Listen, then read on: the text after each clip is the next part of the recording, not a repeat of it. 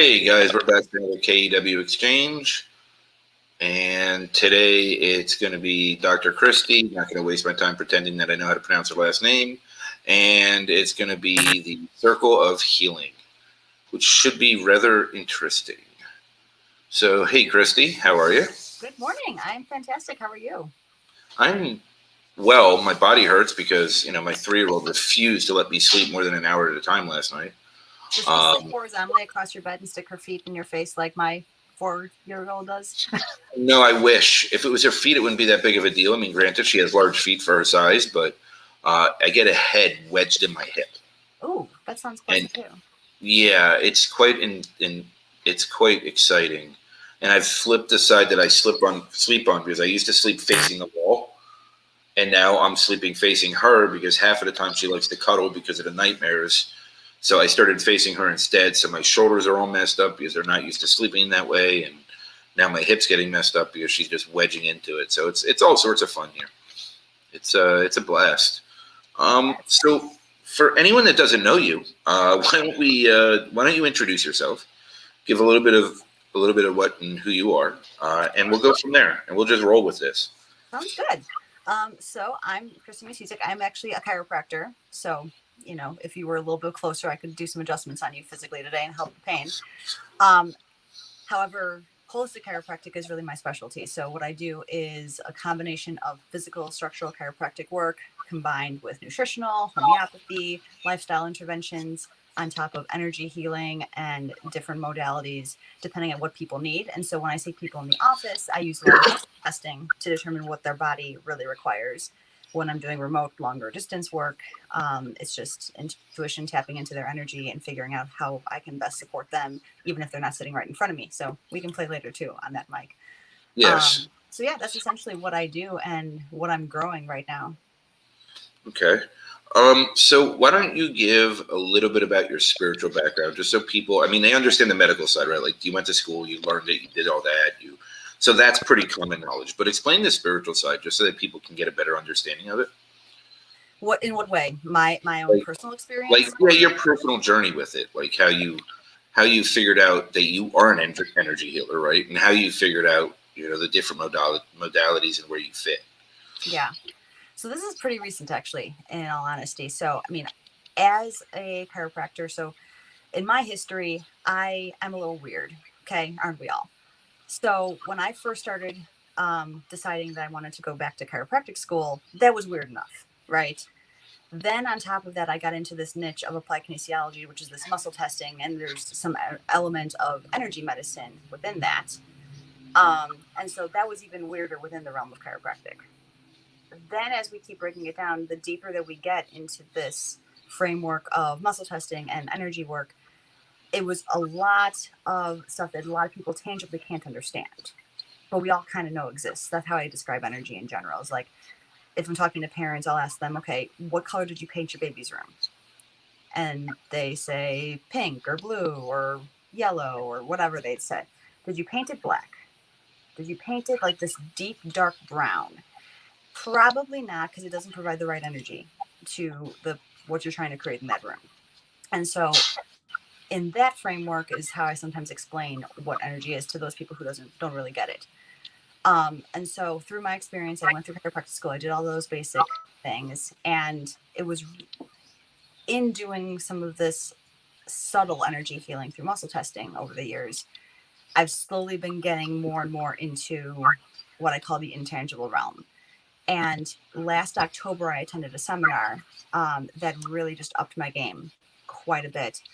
And I've started playing with it more in the sense of longer distance work. So up until October, I wasn't ever even comfortable with the idea of entertaining the idea of treating somebody or working with somebody when they weren't in my office.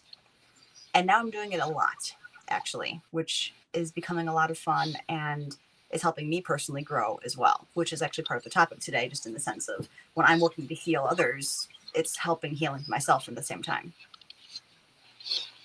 So before we get into how the circle works, right? Because we can literally talk about that for probably days, yeah. And just give examples even in the last week, right, of how that works. But let's go a little deeper into that. Like, explain how the side you, right? Like, because for you to understand, I mean, it's scientifically proven the energies around us, energy throughout us, that we live through energy, that we're all vibrating molecules and atoms, and all this stuff is common knowledge, right? So Should be, at least. now, grant people don't accept, right? They don't accept it, so that's a whole different story. But it is common knowledge. So where do you see, like, where did you start getting the feel for it? Because there's an innate intuitive feeling that comes along with this, that you're finding your purpose, and that you're just feeling in your normal place, right? Your centered normal place. So at what point did you start getting into that? Like, you went to chiropractic school and that's when you felt it, and that's what led you to the specialty? Or was it as you were going through that whole journey, it just became apparent to you? A little bit of both. In the journey, it's been refined along the way, of course, but I can tell you a very specific scenario that I had when I was still in school. I was taking an elective course in cranial sacral therapy. And I was in the class, and this is when I was in my clinical rotation. So this was like an elective class that I did on the side. And I was also in the clinic treating patients to get my numbers to finish graduating, right? And so I noticed that at the end of my days, and my days in the clinic were not very long, they were maybe 4 or 5 hours. But at the end of my days, my energy was tanked. Like, I could go home and sleep for hours. And I was like, I'm 27 or whatever I was at the time. Like, this shouldn't really be happening to me. And so I'm in this class, I'm doing this elective work, and I'm working on someone's balancing their cranial sacral rhythm. And I'm literally doing this. I don't know if you can see in the camera, but my head is down, my hands are braced underneath their head. And my teacher walks by and she goes, "What are you doing?" And I said, What do you mean? What am I doing? She says, you're going to be done. You're not going to be able to practice for even more than a year if you keep acting like that. I said, what are you even talking about? And she enlightened me at that moment to the fact that my head was down. All of my energy was being completely drained into the patient. I had nothing left. And I was like, that might be why I feel like crap at the end of my days and my rotations in the clinic. So that was the first time that I was awakened to this concept. And since then, I truly never looked back. Like, now I really have a much stronger grounding when working with people, or I don't let that impact me as much. Now, that said, it still happens from time to time. Nobody's, I don't have a shield of armor on at all times because life happens. But there's always an energy exchange that happens between doctor and patient, and healer to healee, and vice versa. And so I'm not going to pretend like I'm strong enough all the time that exchange doesn't happen. And I think sometimes it does have to happen, quite frankly, because we're all on this journey together, and my impacting you, my impacting somebody else is just how it's supposed to be. So, okay. So I want to take a step back from that real quick, because not only in patient to doctor healing sessions, every interaction in life, there is an exchange. Every single interaction. And there are certain interactions that drain you completely in one instant, right? And that's when there's usually a sexual act or some type of something to that extreme that you're putting everything into it, right? So it's a complete drain. And if you don't ground yourself afterwards, then you're going to feel ridiculously empty, especially if what I've learned, right, through my life, and what I can go back and identify is when it's a very lopsided or unequal exchange, there is no coming back from that until I sleep it off and reground and center myself, right? Like, and that's not the only way it happens. It happens every aspect of life. I was using that as an example because I think that's something that people need to understand and know, right? Because that is something that you put everything you have into, right? Because that's just what it is. So when you are not coming from a grounded, centered place, and you're going through that with somebody that's not grounded and centered, it's chaos, and it creates this chaotic spin around you. And it's a very dangerous slope, because at times it's intoxicating more because of the energy, and at times it's worse because of the energy. So there's this multiple layer experience and exchange, right? Every single interaction, whether it's a conversation, whether it's even a hug, if it's whatever type of form it is, we need to understand that we need to, one, protect our energy by being grounded, protected, shielded, centered, focused, but then also understand that through all aspects of anything in our life, no matter what it is, there's an exchange happening. Yeah. You walk through a grocery store, you're opening your walls up to anybody that's near you, right? Grocery store, shopping, theme parks. I mean, they're torture for me. They are torture. And even that's with shields up. That's with protecting myself. That's with guarding myself in every way possible. I can only help but bring it in so much, right? And I can only keep it out so much. I finally have it to a point where I can protect myself and be fully protected to where it doesn't stick with me, but I do feel it, right? And it's a much nicer place to be. But explain how the healing session / your doctor to patient, or however you look at that exchange, how do you protect yourself during those exchanges? Such a good question. All right, so keep me on track, because you had a lot of good questions and things in there that I want to address, and so I want to make sure I address all of them. So to first answer your question and how I protect myself in sessions with people, it's truly something I feel like I've just developed over the years, that it's almost second nature now. In fact, I was having a conversation just recently about this, that I really legitimately don't feel in my own body what I'm working with on the patient, unless everything's open and everything's not, and not that's so much not grounded, but unless I'm not intentionally focusing on that. So it's really, there's a lot of different visualizations that I've gone through in the past, visualizing low at light, grounding into the earth before and after sessions. I use a lot of sage in my office to clear the energy in the room between people. So there's a lot of those tangible things that I'll of course do. But intuitively, it's just now a matter of finding my core and finding my balance and making sure that I'm in a place that I can be 100% present with this person and not get myself in the way, if that makes sense. It's a matter of, and to give you an example, this is going really deep here.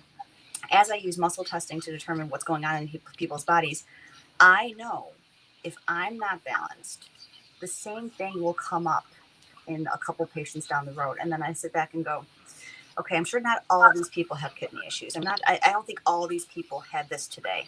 And then I start to go, all right, that might be me showing up on this. And it doesn't mean I'm not having a healing impact on them, because like you said, there's always still an energy exchange happening. And at the same time, it gives me an insight to know I need to go back and do some work on myself to be sure that I'm in a grounded place 100% before entering into this appointment with this person, so that I can give them the fullest amount of what they need and deserve in that moment. Does that make sense and answer any of the questions you were asking? Yeah, 100%. How much time do you give in between patients? Depends. Sometimes it's 35 seconds. Other times it's a half an hour. It just depends on the scheduling. If there's a bunch back to back, I may only have 30 seconds to a couple minutes in between people to stage the room, reground, and recenter to go. And depending on the exchange, that sometimes can be plenty, and other times is not enough. And that's hard to predict. So, on your spiritual journey, now that this is coming through, right, in every aspect of your life, how has it impacted the human journey, right? I don't know how to word this, because most people aren't going to get it anyway. So, how has it impacted your human experience? Because once you know these things, going back is almost impossible, right? We can pretend that we don't want it to exist. We can pretend that we don't want to feel it. We can pretend that, our soul's purpose and energy and shining through doesn't exist anymore. I tried, and it took a lot of drugs and a lot of alcohol to really get to that numb place. And I still wasn't there. But how has it really impacted all your interactions? When I'm having a great day, when I start the day in my space, the rest of the day is magic. It's truly magical. But if something throws me off just a little throughout that day, it's I feel like I'm driving on a cobblestone road, just trying to, sit in the seat. That's what I feel like those days. So how does that relate to your experience? Because I'm a little abnormal. So I'm just very we're all little. abnormal. Mhm. Oh, I agree, but um, not a hit. I believe it. So yeah, I'm glad that you worded it in that way, because I literally had an experience that last week where I was vibing high. I felt really strong in my center. Like there was nothing that I couldn't handle. I had really good interactions with patients. And then one thing happened and it was done. And it was something came up with my son, and it wasn't even a conscious shift. It was just that came into my space and my brain took it and ran with it without me even recognizing it. And at the end of the day, I knew something was off. It wasn't the same as 6 hours earlier. And as far as, I mean, there's always going to be things that trigger us. There's always going to be things that um, light up a subconscious something from when you were 6 years old that you don't even recognize exists unless you literally peel back every layer of that onion and spread everything apart and look at it, which I'm sure we've all done. I know you have. There's always going to be things like that. We're never going to be done with this growth journey. And so I don't even know how to answer that question, because literally this just happened to me last week, and it's not like I could switch it and click it back on in the moment. I couldn't. But I feel like the more that it happens, the better we'll get over time at recognizing it earlier on and being able to switch it before it affects our energy for the rest of the day. okay, so I'm going to ask you a question that I've never asked anyone before. Oh, I can't wait. Just because I'm curious now. And granted, me and you have had conversations that are deeper level and strange, and most people would say whatever. But this is an interesting question because I was thinking about this today. When somebody is not aware of their energy or ignoring it or whatever, how do you think that impacts them? Because I was really thinking about it today. And is it because I'm aware, or we, right? Because we're aware that it makes that impact? Or is it truly that it really impacts everyone? And because they're not aware, they look for other excuses. Or because they don't want to be aware, they look for other excuses. That's really an interesting question.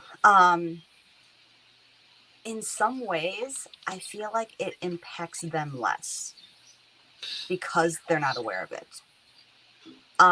The metaphor I can use on this is with regard to food. So like with what I do, I'm definitely frequently counseling people on how to best support their body, their mind, and their spirit and their soul, and every aspect of them through what they're putting in their bodies, right? And so, for instance, there are people in the world that don't even give a second thought to what they're putting in their bodies. And there are people who really micromanage everything they're putting in their bodies. And sometimes those two people, even though very different, have very similar experiences as far as their health issues are concerned. And so one thing that I find is that person that doesn't care, doesn't notice, doesn't have any awareness about wheat being bad for them or dairy being bad for them or sugar being bad for them, whatever it might be, they don't have any awareness. They're just so disconnected from their body that it doesn't have an impact. And then when they switch on that awareness is when it starts to impact them. And then they blame me, like, oh, well, I never had any problems with this until you told me to not eat wheat. And now every time I eat wheat, I feel like crap. I'm like, well, your nervous system is getting sharper. The longer that you do this, the more your body and spirit becomes aware that this is not good for you. And so your nervous system gets sharp enough to then tell you, this is good, this is bad. And I'm sorry that this is kind of how you're experiencing it now, but that's also part of the journey, so that you recognize how to shift it in your own health as time is going on. So I feel like in the same way with energy and with this kind of healing that we're talking about, is if until that awareness is present, it almost doesn't have as strong of an impact on them, at least not consciously. But I wonder on a subconscious level, I wonder if there's an underlying thing that's part of this, right? Because I have an enormous theory that Big Pharma will probably hate me for, but I truly believe that bipolar 2, and even partial bipolar has a lot more to do with energy than it does chemical imbalance. I would agree with that. Because I think not enough people recognize when their energy is depleted or when their energy is falling through the roof, and it creates those waves. It creates those ups and downs that can mimic in a scientific community that we're going to guess how much chemicals you need to balance that. Right. Because there is no science, right? It's all guessing, right? We can't pretend that there's a science to it. There's just not. Right. They don't understand enough about brain chemistry to even get close to understanding what to put in your body. You know, I'm pretty sure 100 years ago they gave schizophrenics heroin because they thought it was a good idea. So, you know, I think I read something that they used to give heroin for stomach aches and crap. Like, I mean, I mean, we learned something, right? So I completely, like, because when I first got sober, I was diagnosed bipolar 2. Okay. As I got more spiritual again, because I woke up again as I got sober, right? Because I numbed so that I didn't feel. And when I got more grounded and centered, I came off every one of my medications. Every single one of them. Because I was going to my doctor and they kept saying, they kept telling me, you don't need as much anymore. You're a lot more stable. What are you doing different? And at the time, I wasn't comfortable with my own skin to say, well, you know, I'm a little bit more connected, so I can tell you, you know, whatever you want to know about your life. I didn't really feel comfortable doing that because I always felt like a sideshow freak my whole life. So, you know, I think once I told a teacher what day she was going to die, and when I was a kid, because she pissed me off so bad. And like, you know, I really was always shamed for my abilities. So I kind of just, I numbed them, right? So as I got sober during that period of time, I came off all my meds. My body healed itself naturally. It became balanced. I have type 2 diabetes also. And again, as I'm getting more spiritual, again, now more connected, all my meds are coming off, right?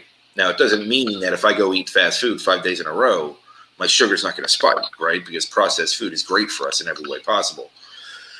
We should eat as much of it as possible and keep McDonald's happy. But, you know, like there's a way here to really solve a lot of our issues if we want to. But it's harder to take that journey, right? That's a journey that most people don't want to take.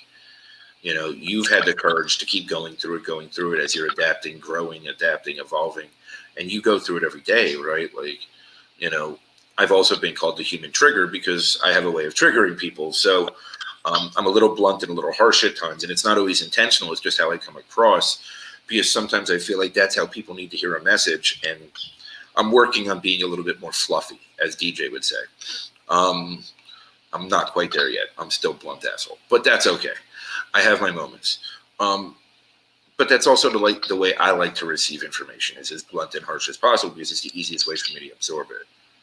You know, maybe it has something to do with my childhood, probably. Yeah, I'm not guessing. Yeah, that's a definite. But like, I look at this and I feel like if people understood energy, and if we taught kids energy, and if we taught them to meditate, we taught them to get grounded, we taught them breathing from their belly instead of their face, and you know, we taught them to, or face, I'm sorry, not belly instead of face, but belly instead of chest, right? Because when you chest breathe, it increases blood pressure, changes all these things in your body and really hurts you. When you belly breathe, it brings all those things back down and also makes your metabolism more stabilized. Again, self-taught, so what do I know? I'm just guessing. Maybe every once in a while. Yeah, well, you know, I am a human trigger, so everyone near me knows that. It's okay. It's no one's alone in that experience from me, at all, actually. How do you think that we can teach kids and everyone about energy? Because I know you're writing a book series, and I want to go into that too, right? I really do, because I love what you're doing. But I want to talk about this also because I think this is super important, especially where society is right now. Like, how can we break it down in a way that they'll understand more and they'll want to understand more? It's something I'm working on every day with my own kids. One thing that I feel like I should say first is it starts with us. First off, I can't expect or teach the kids to do anything that I'm not doing and embodying myself. And so I'm human. I lose my shit in a day and I create an off balance energy in the home. They're going to feed off that. And so the more I work on myself, the more they're going to see that and kind of run with it, so to speak, whether consciously or unconsciously. within the questions of how can we teach kids this, number one, do it yourself. And over time, that becomes part of their foundation. That just becomes part of their normal. And then for me, like whenever I have the opportunity, you know, and if the kids, they screw something up, they hit each other, whatever happens, and one of them is crying, I'll literally just sit down with them and look at them in the eyes and just say, tell me what you're feeling right now. And start there. And let them start the dialogue of what are they feeling in that moment. And sometimes it's sad. Okay, why are you feeling sad? They'll explain why. Okay, I completely understand why you feel that way. It's warranted. It makes complete sense. And you have every right to feel that way. And then there's a difference in how we then behave. You're okay to feel sad. It's okay to feel upset. It's okay to feel angry at your brother. It's not okay to hit your brother. Okay? And so I do this. I mean, I can literally talk about this for hours. I do it every day. Right. Me too. Yes. Yes. Sid is a so, little violent. As far as the energy piece is concerned, it's a matter of like, I literally will I'll be in their space and talk them through this. And I've been using sage in the house quite a bit more lately. And the fact the kids have gotten to the point now that every night before they go to bed, they want to spray it in their room. I'm like, okay, good. We're just going to need to like put it in the walls somehow. Right. But I feel like there's so many things like that. I use homeopathic remedies that I have, you know, like if they're having a rougher night sleeping, I'll spray a couple sprays of this that I have right here in my office. So if we can zoom in on the camera. Yep, very good. ER911, it's one of my favorite homeopathic remedies that I have through what I do. And it just kind of balances a lot of this and helps them sleep better. And there's just so much to it. So between homeopathy, between sage, between being truly present with them and coming from us, it's that I feel like it has to start. And what was the rest of the question? Like how, and teaching kids this, it's just a matter of being consistent with it too. So like you mentioned with like the book, I mean, so for those that don't know, I'm writing a book targeted more towards like newly postpartum mothers who are trying to find themselves and stabilize the chaos that their world just turned into. Make sure that they're finding themselves. And also, you know, and Mike, you mentioned this yesterday, which I thought was brilliant, was we as mothers tend to identify and embody like what our personal value is with how successful our kids become, which that may or may not be correct, because I think our own value should come from within us, not necessarily somebody else. That notwithstanding, that's what tends to happen when we have this other human come out of our bodies. There's a connection there, and whatever they do, we tend to think is everything or nothing, whatever, however we take that to mean. And so in the book, what I'm trying to walk people through is work on you. It sounds so simple and so cliche, but it's like if your cup is not full, you've got nothing left to give your family. You've got nothing left to give your relationship. And so if we as moms and dads, you know, you're in your shoes as well, Mike, like if we don't make sure we're putting ourselves as a priority and making sure that all our basic needs are met and our spiritual and energetic needs are met, the house is going to be chaos. Yeah, it's like, I mean, it's so funny. Like, I'll be on the phone with Jen or Kelly or Dorothy or anyone, right? Like, I'll be on the phone with you. I'll be on the phone with somebody, and they'll be like, and I'm like, boy, the kids are really being asses. They're like, well, stop being an ass. And then I'll be like, oh, yeah, I guess so. Yeah, okay. You know, when I beat myself up, then the next thing you know, my 8-year-old's beating himself up, right? Like, it really does spiral that way, and our energy is so contagious and it's so infectious for those that are awake, especially right now because of the universe and all the fluctuations. And if we're not careful, then we infect those around us and in our lives without even realizing it. And it's very important that people ground and center and take care of themselves and put themselves in a position that they're protected for themselves, right? Because 9 out of 10 times it's not intentional. Right. 9 out of 10 times it's just the overflow, right? And when people are more awake than others, more living in their energy space, whatever you want to call it, right? More further along in their spiritual journey. I mean, you can label it whatever you want, further down their path. It's not a better or worse. It's just more progress or evolution within it. You know, it has an impact on those at a much higher rate, right? And people don't understand that. Yeah. And I think there has to be more education for it. Because what I also know is when I finally stepped back into my energy over the last year, all the pain came back, right? That I've been running and hiding from my whole life.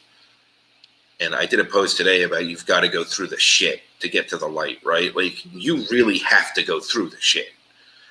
And it seems suffocating. It seems overwhelming. It seems you'll never get through it. But if we weren't strong enough to go through it, and we didn't have the right people around us, we wouldn't be in that position to even look at it. Right. And it's all about having faith and trusting ourselves. Having faith in ourselves, having faith in those around us, trusting, sane, trusting the universe, God, whatever you want to call it, however you have your higher power. It all comes back to the same thing, though. It's between trust and faith. If you don't have those two things, and it starts within, then you're never going to make that next step. Right. Because you're just going to back away and run from it every time. I mean, that's what I did, and I knew what I was dealing with, and I still ran because I just didn't want to deal. Right? Like it was easier for me to be numb, or easier for me just to be stuck miserable, than it was to deal with the true pain. Because the misery sucked, but it wasn't dealing with the pain that I buried. And that's really shitty. Like I always say, it's like getting your conscience back for the first time, because then you really look at every action you've taken your whole life, and you have to think about what your role that you played in it was. It's like getting your conscience back, and things that seem normal and don't seem like a big deal, now they seem life altering. Yeah. So it's a very interesting experience. Very. And it can be almost like a surreal out of body experience when it happens, because we, as humans, we've been taught from early on as kids to withhold this, or don't be this in public, and don't do this. And, we inadvertently just put all these little shields up all over the place, blocking who we truly are. And then you come to this new place and it feels weird. And that's just being real. Mm-hmm. And it's awkward when just being you feels weird. It is, right? Especially when you've gotten yourself to a point, right? Like I got sober 15 years ago almost, right? Okay, so June will be 15 years. So I just call it 15 years. It's a day. It doesn't really matter to me. Don't touch it, won't think about it, don't look for it. But when I look at it, I did all that work on my human side. I did all that stuff on my human side. Granted, I didn't do any of the emotional stuff because that would have been too hard. So I didn't do that. But I still wasn't spiritually open. So even every time I've been spiritually awake and open and enlightened and whatever you want to call it, right? Like there's labels for it. I call it connected. Whenever I've been connected, I've still had all that garbage to go through. And it was almost like, well, I don't want to do this again. So I'm going to go hide again, right? And that's just what I did for the first 41 years of my life. I mean, I got connected for the first time at 4.5 years old. And then I spent the next 37 years running from it. So, it was like, is that right? 37? Yeah, about 37. I had to do the math real quick. But yeah, I mean, like it's a bitch. It's not always fun. How do you help others, guide them through that process? Because a lot of people that you see really aren't connected and aren't energetically awake and spiritually awake, or whatever you want to call it. But once you start your healing work on them, I'm sure something triggers in them. And it's not intentional. It's not intentional. It's just it's that circle of healing, right? Because the minute that you put your energy into it, their energy activates and starts reciprocating, and it becomes this circle. And when they're not connected, I'm just going to use connected. When they're not connected, something feels off balance. So how do you help those people? At least the ones that are aware of it. Yeah. So I'm going to go to two different places. First, I'll go to the people who are not aware of it. Mm-hmm. And usually in the first encounter that I have with the patient, I see that immediately. In the type of history that I take, let's just say for sake of argument, they come in with back pain. Okay, I'm a chiropractor. They think I can help with back pain. Great. So let's talk about your back pain. Does it go down your leg? Like, we go through all the standard medical questions. Right. So they feel comfortable, right? They feel like they're in a safe space to, like, that I'm going to be the person that'll help them through this. And then I start gently opening the door to, like, okay, so this is all the structural, this is what makes it better and worse. Tell me about what your diet's like. Okay. So they tell me what their diet's like, make some connections to how certain things they might be eating might be affecting their physical body, right? And then I ask them a lot of what I call constitutional questions, in the sense of, you know, we all know people that if somebody sneezes 3 blocks away, they're going to get sick, right? They have that weakened constitution as far as, you know, their immune system's concerned, right? And we also know people who a child can literally vomit in their face and they got nothing. It's all good, right? And so I'll bring up certain things like that. And we'll go through this history of, like, tell me what your mother's pregnancy was like with you. What was life like in her world when you were first developing? And that may be the first time in someone's life they've ever heard a question like that and even pondered it. Like, I don't have a clue why that matters, but okay, we'll answer it. And it's just sometimes dropping little seeds like that starts opening people up to the possibility that there's more there. And I don't push. When people aren't ready, I'm not the one who says, this is purely energy based, this is purely emotionally based, we have to do this work on you to get your back pain better. If they're only focused on their back, I will focus on their back, and that's it. And like you said, there's just ways that I can't, there's no way that I could not put energy behind what I'm doing. And so in some of those senses, though, what I can tell you is changing their diet, for instance, makes them more in tune to being able to accept some of those energetic connectedness pieces, if that makes sense. So, like, I will go through what they recognize and they understand and the tangible to them, which then starts helping them ground more, helping them be in their own body more, recognize that, wow, now my head is clear and I can actually see things better for the first time. And then suddenly they're more receptive to those other pieces. I just realized that my posture is really a chiropractor's nightmare. Anyway. I'm not judging it, I promise. No, it's fine. I'm judging it. So it's just ironic because I'm like watching myself crack my neck and just stretch, and I like slouch. I don't sit up. Breathe. That's normal. I want you to move around. That's what I've been doing this entire time too.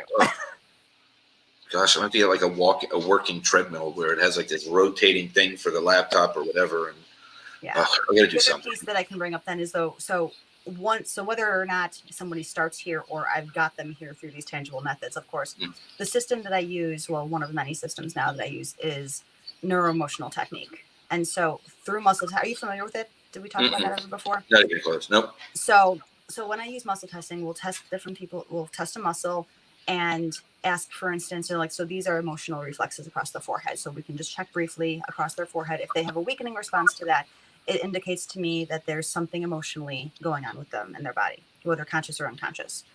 And then we'll go through and I'll say, okay, is this something to do with you in a different role that you play in your life? Is this something to do with money, job, career, finances? Is this something to do with love?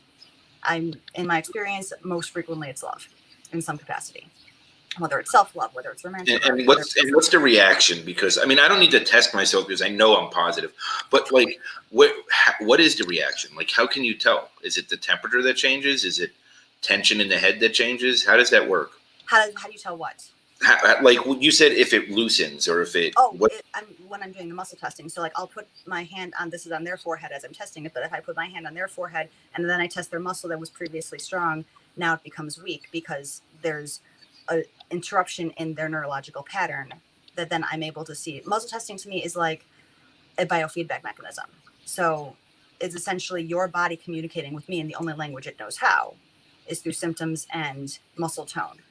And so just like a reflex, like the doctor taps your patellar reflex and it contracts for a brief second. The same thing happens if there's an interruption in your neurological pattern that will cause a weakening. So the reflex triggered it to contract just for a brief second. Other interruptions in those patterns can cause a weakening response of that muscle that we can then measure through a test. Oh, I would fail that one. That would be like that's okay. That would be like 11th grade all over again. It's not about failing. This is not a test that we can fail or pass. This is purely just accessing information so that we can help support the person's body. That's really awesome, though. Like, I would fail though. Like every single one would be like, yeah, issue. Like the emotional one would just be, wee, huh? Not necessarily though, because what comes up in each session is whatever issue you need to work on right now. And so we're peeling back the layers of the onion, so to speak, to get to the most important priority of what your body needs to heal in this moment. And then what I can help you with. If there's something too buried that your body's not ready to liberate, it's not going to come up in a session. I love those though. Those are the ones I go for. If I'm not ready, I want to take that head on. I'm aware. Yeah, I'm a little. But I mean, that's some of the connections that I'll then make is like, so we pull up this love concept, whether it's self-love or romantic, whatever it kind of comes up as, and then we go through every organ and meridian in the body in Chinese medicine is related to different emotions, for instance. So if this relates back to liver, gallbladder, that tends to be frustration, anger, resentment, emotions along those lines. If it's lung-based, then it is grief or sadness or yearning in some capacity.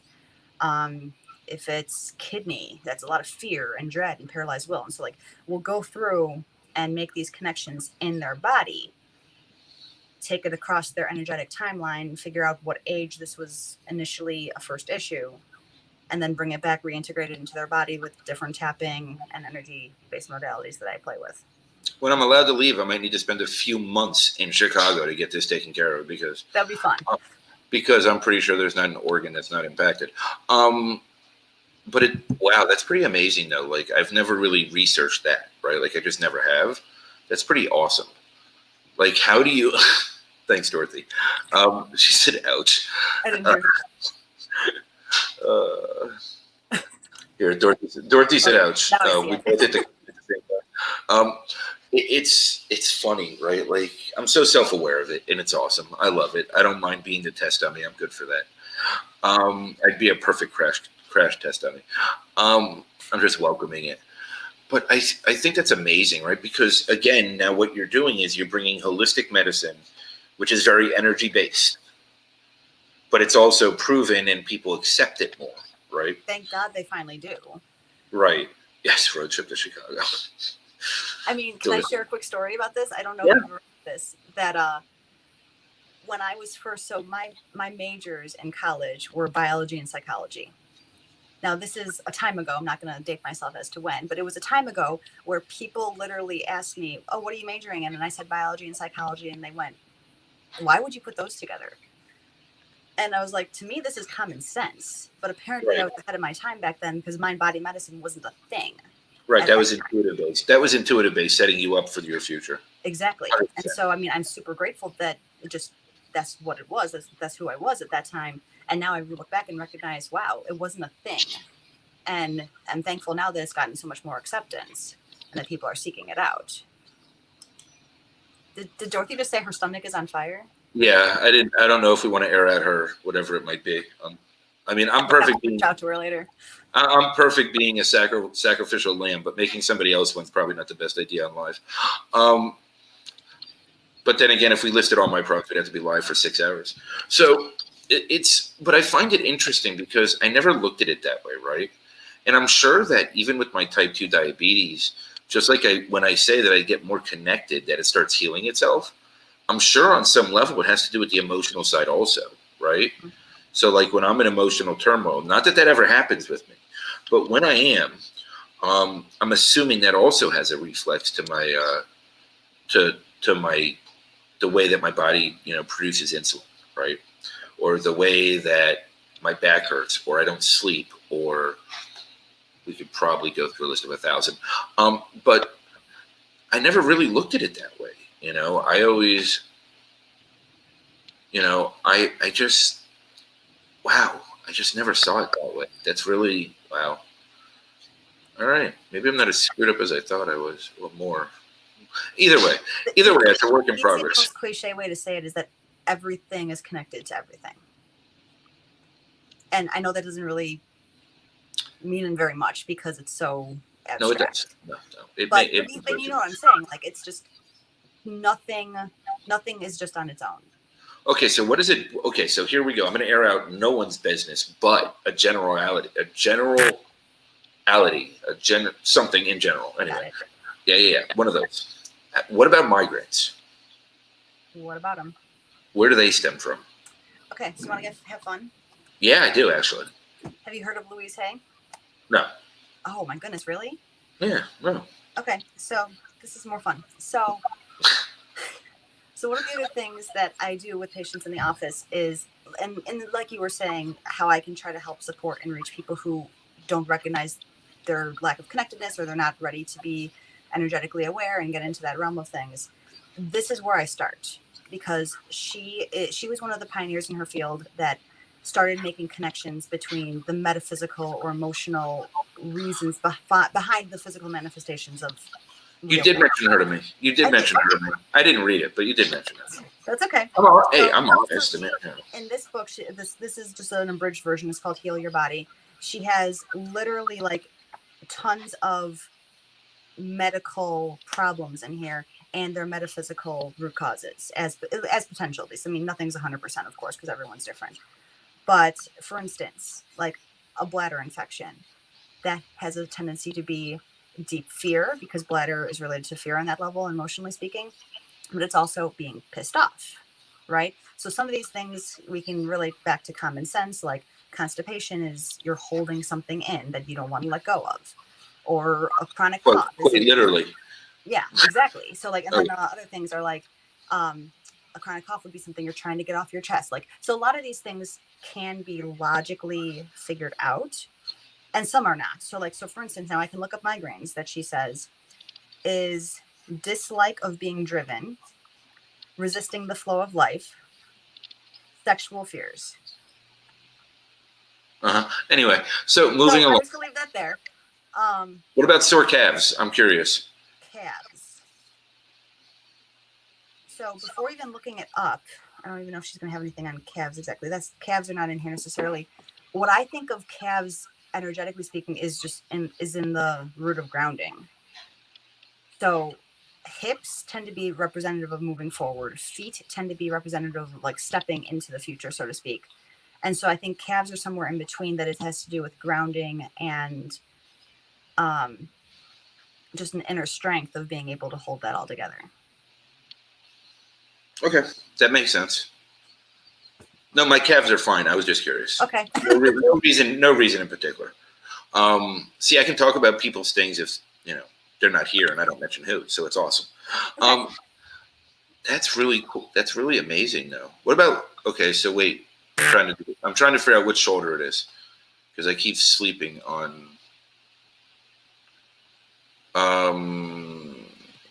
That left shoulder. This is right. Yeah, this is what I write with when I do write. Yeah, this one, left shoulder. Yep. What about left shoulder? So I'll look up shoulder in a second. Well, shoulders, okay. I don't even need to look it up. I will. Well, anyway, you have to get the verbiage right. Let's air it out. Let's just put it out there. Okay, so there's a couple things here. First off, you mentioned right versus left, just in getting that perspective. Energetically speaking, the right side is the male side and the left side is the feminine. So now these things could represent a female or male in your life that is imbalanced in some way, or it could represent a masculine, feminine energy within yourself that just needs attention in some way. So only you can answer that. So that's as far as the sidedness of the body is concerned. I think that one answered itself. And then the shoulder tends to be representative of like, quote unquote, shouldering burdens in life. Like I said, I can look it up and actually give you the exact verbiage that she has in here. Represent our ability to carry our experiences in life joyously. We make life a burden by our attitude. And then in her books, she also has an affirmation to then support this root cause or limiting belief that is triggering this physical manifestation or whatever. So for instance, for shoulders, she says the affirmation would be, I choose to allow all my experiences to be joyous and loving. So here's the other thing, though, is that within the muscle testing work that I will do, I find people can say those affirmations all day long. And if they're not congruent and feel like they believe that to their core, nothing's going to change. If I sit here and say, I am beautiful, I'm at my ideal weight, I am beautiful, I'm at my ideal weight 1,000 times a day, but at my core, I still think that I'm ugly and fat, it's not going to change anything. So a lot of the time it's about getting in through some of those methods I already described, changing that core belief, reversing that subconscious system that's sabotaging you, So then you can actually test positively to that information. It'll actually have an impact.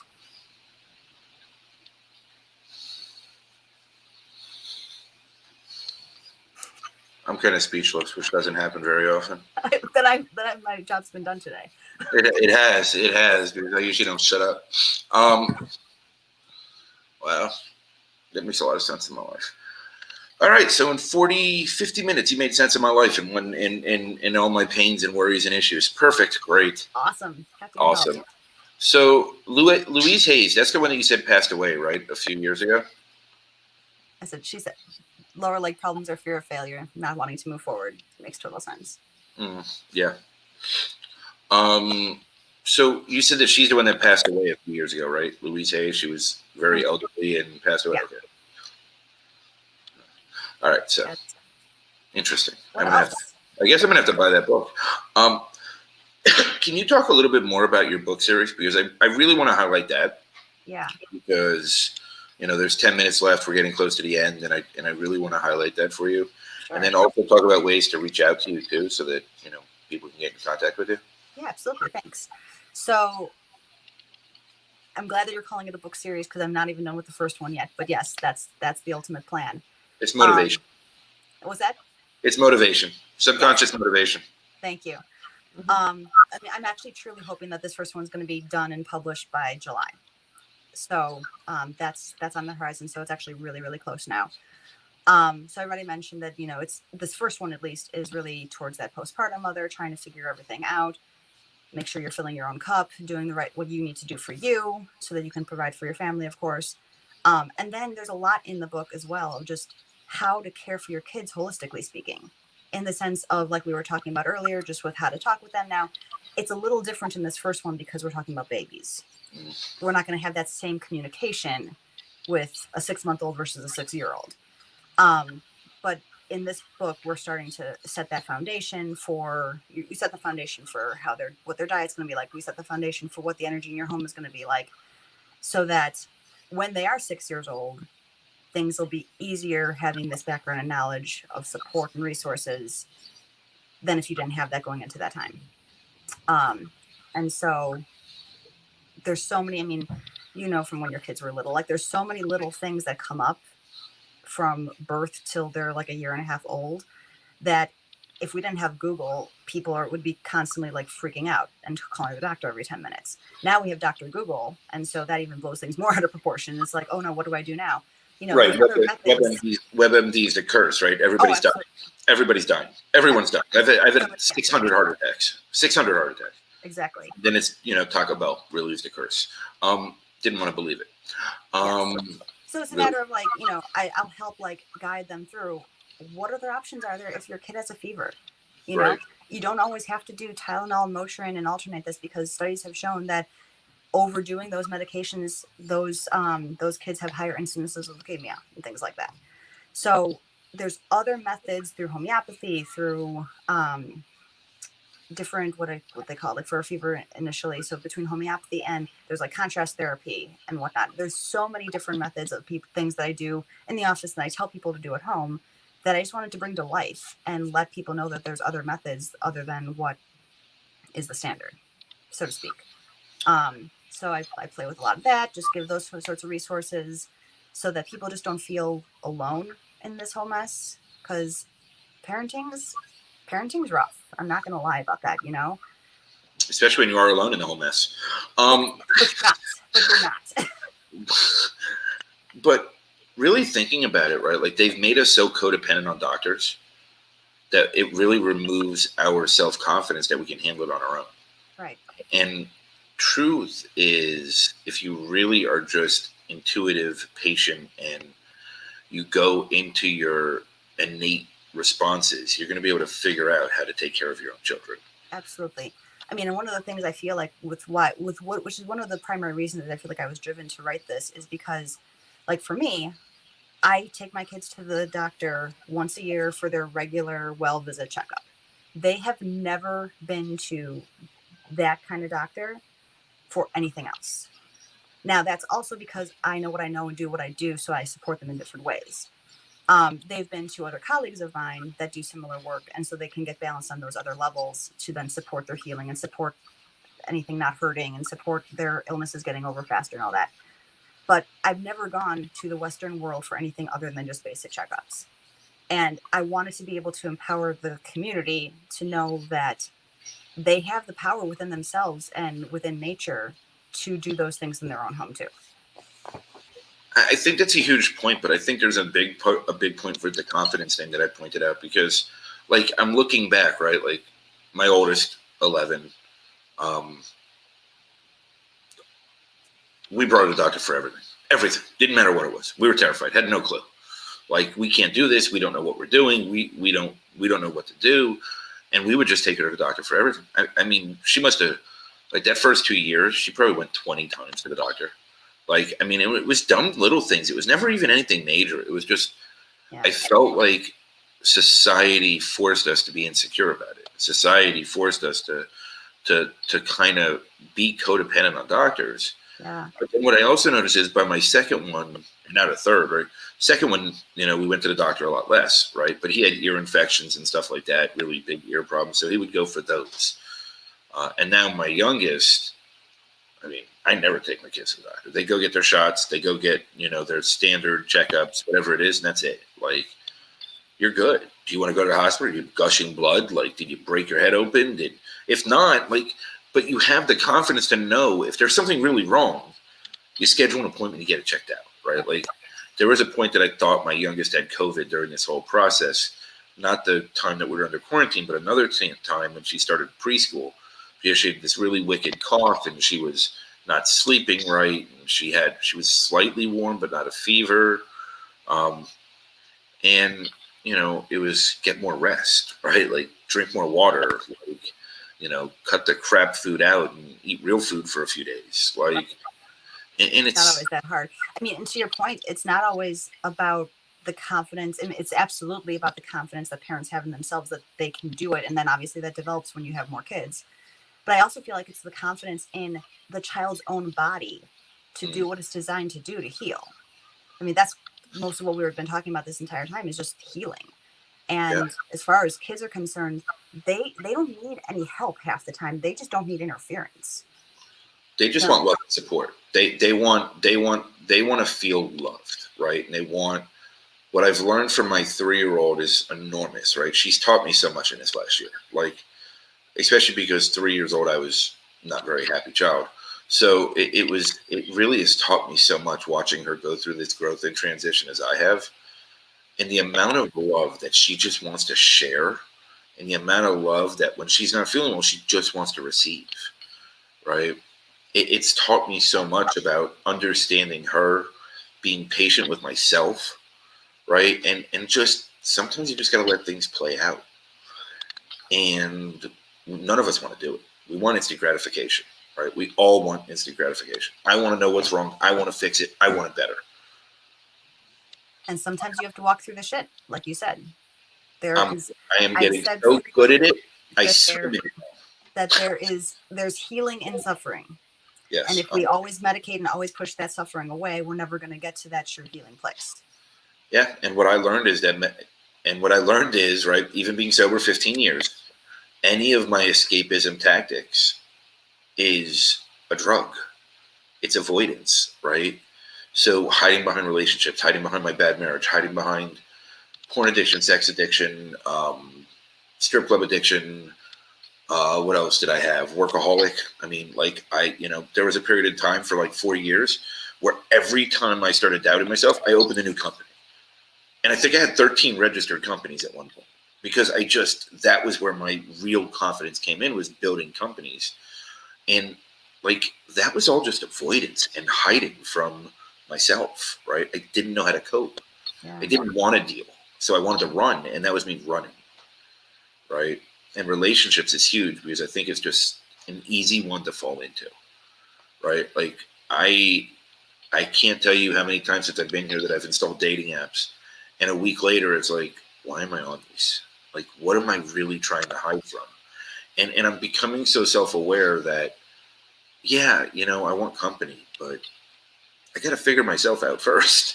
Like, I Right. mean, I'm gonna draw the wrong. I'm gonna draw in the wrong people because I'm not where I need to be. So why do I even want to put the energy and stuff into that? I can't remember who told this to me, but whenever we point the finger out at someone else as like, Oh, you're doing X, Y, or Z, we got 3 more pointing back at ourselves. of course, That's really where we need to look.